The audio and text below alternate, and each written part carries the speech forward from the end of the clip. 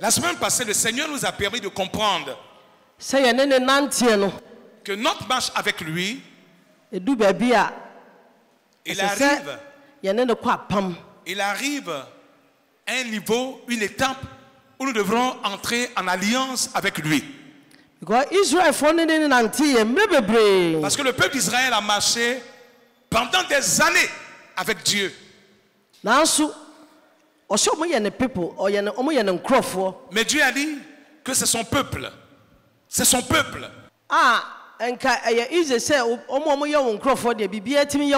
Et à partir du moment où normalement si c'est le peuple de Dieu, c'est-à-dire tout ce qui est à Dieu doit leur revenir de façon automatique. Mais Dieu ne leur a pas tout donné de cette façon, aussi simplement. Il les a fait souffrir. Il les a emmenés en esclavage. Et là-bas, étant déportés en esclavage, Dieu leur a fait apprendre beaucoup de choses. Même la terre, là, Dieu leur a dit que cette terre-là vous appartient. Mais il ne leur a pas donné en possession aussi simplement. Il les a amenés à faire des démarches. Ils ont fait des démarches par rapport à ce que Dieu leur a promis.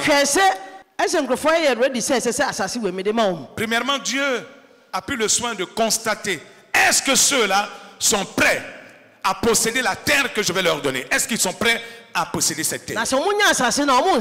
Et lorsqu'ils auront cette terre que je leur donne en possession, est-ce qu'ils ne vont pas détruire cette terre? Donc il y avait un certain nombre de paramètres que Dieu considérait d'abord avant d'exécuter sa promesse. Amen. Amen. C'était Moïse qui devrait faire entrer le peuple d'Israël dans la terre promise. Mais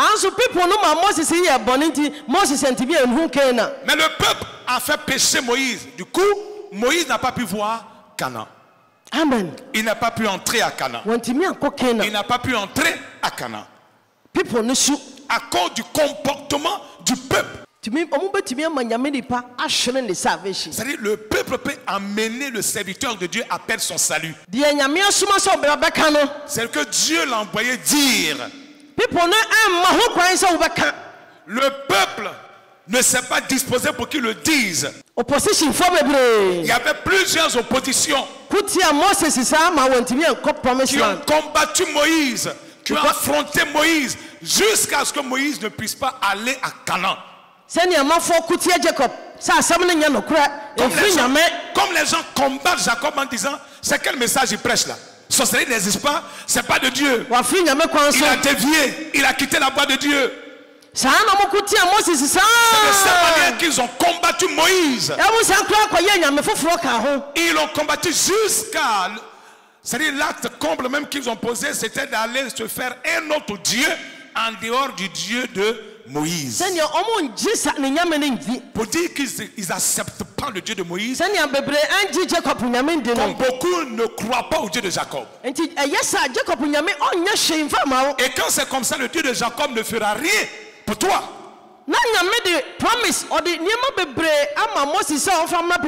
Dieu avait confié beaucoup de promesses qui devrait s'accomplir par les mains de Moïse en faveur de son peuple. C'est ce que Dieu avait prévu. Pour que la souffrance de ce peuple s'abrège, s'arrête. Alors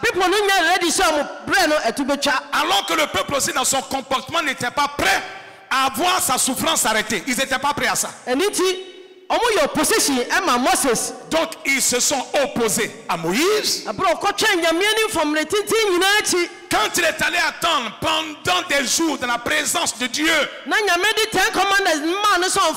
et Dieu va lui donner les 10 commandements, une loi pour que le peuple puisse davantage s'accrocher à Dieu et profiter des grâces de Dieu. Le comportement et le caractère de ce peuple, afin que Moïse, après avoir attendu tant de jours dans la présence de Dieu, après le temps de souffrance, de l'attente, la patience, aller devant Dieu, ce n'est pas une chose facile. Gloire à Dieu.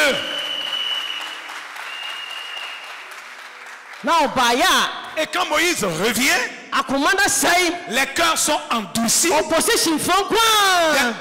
Que l'opposition partout. Mais c'est vous qui m'avez dit, Moïse va attendre devant Dieu. Nous ne pouvons pas parler avec Dieu. Donc toi va parler avec Dieu. Et viens nous faire le rapport. Je m'en vais devant Dieu. Et vous vous transformez en des rebelles derrière moi. Vous voyez que Dieu a tué tous ceux qui sont rébellés là. Quand il a fait tomber, lorsqu'il a fait tomber les 10 commandements et que ça s'est brisé, Dieu a fendu la terre. Et tous ceux qui s'étaient rebellés comme Moïse, Dieu les a engloutis, les a enterrés en même temps. Amen. Dis Amen. Donc quand tu envoies ça et que tu te poses, que tu ne veux pas que la promesse de Dieu s'accomplisse, Dieu te détruit. Dieu te tue. Dieu détruit ta descendance. Amen. Amen. Et donc, si tu es ici,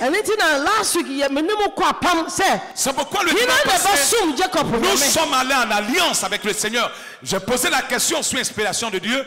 Qui veut aller en alliance avec le Dieu de Jacob? Là où nous sommes arrivés, si tu n'es pas en alliance avec lui, tu ne recevras rien de ce Dieu. Rien, absolument rien. Amen. Amen. Et ça, Israël faut à cause de l'attitude du peuple d'Israël, Dieu a dit très bien. Si nous allons maintenant marcher ensemble, nous allons aller faire un accord. Si c'est moi seul que vous allez adorer, si c'est avec moi seul que vous allez marcher, alors je vais bel et bien vous donner la terre que j'ai promise à vos pères. Amen. Dis Amen. Donc Dieu les a fait faire une promesse que eux et leurs descendants, leurs enfants, vous me passez la promesse que vous n'aurez pas un autre Dieu en dehors de moi. Et quand le peuple a répondu unanimement oui, Dieu a dit à Moïse, verse de l'huile sur Josué. C'est Josué qui va faire entrer le peuple d'Israël dans la terre promise. Amen. Dis Amen. Et ça encore, quand Dieu l'a dit, ils n'ont pas reçu ça tout de suite. Il dit, je vais vous donner il y a une directive que je vais vous donner. Et quand vous avez fini de faire cette directive, avec des cris et du bruit, des acclamations, vous allez faire le tour de ce mur qui vous fait obstacle d'aller à Canaan là. Vous allez tourner, faire le tour 7 jours et le dernier jour fait 7 fois. Et quand vous allez finir, vous allez pousser des cris. Vous allez faire du bruit avec des sauts. Et avant que cette terre là, je vous la donne. Amen. Dis Amen. Acclame bien. Alors que la terre que Dieu leur a promise, il y avait des gens qui habitaient, il y avait des habitants déjà sur cette terre. Donc s'ils n'avaient pas suivi les consignes de Dieu, mais comment ils allaient posséder cette terre là? Puisqu'il y avait déjà des habitants là-bas. Amen. Amen. Donc si tu es ici, ce qu'on fait ne t'intéresse pas. Si tu es ici, que ce qu'on fait ne t'intéresse pas, les principes qui sont donnés, la ligne de conduite, tu ne suis pas.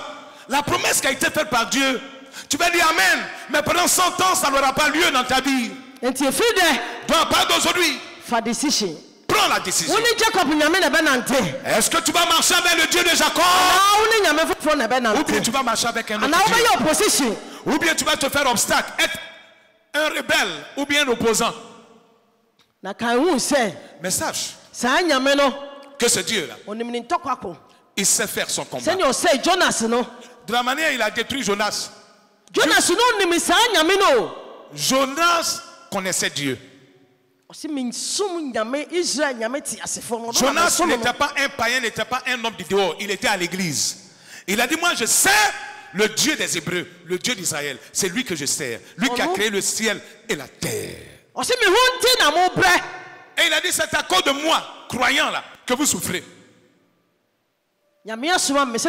Parce que Dieu m'a envoyé et je me suis fait obstacle à ce que Dieu m'a dit de faire. Dieu m'a dit de dire, moi je dis je ne dirai pas. Dieu est assis au ciel et il voit que cette terre-là a péché contre lui. Et donc il envoie son serviteur pour amener ce peuple à la repentance. Tu dis non, je n'irai pas. Et Dieu sait que Jonas, c'est toi qui en as la capacité. C'est toi qui peux annoncer cette parole pour la repentance de cette ville. Jonas dit niet, je n'irai pas. Vous avez vu ce que Dieu l'a fait subir? Donc quand tu ne veux pas la colère de Dieu, tu ne veux pas que Dieu te détruise. Alors aujourd'hui est le jour de ta décision. Internaute, partout dans le monde. Est-ce que vous allez marcher avec le Dieu de Jacob? Ou bien tu veux la colère du Dieu de Jacob?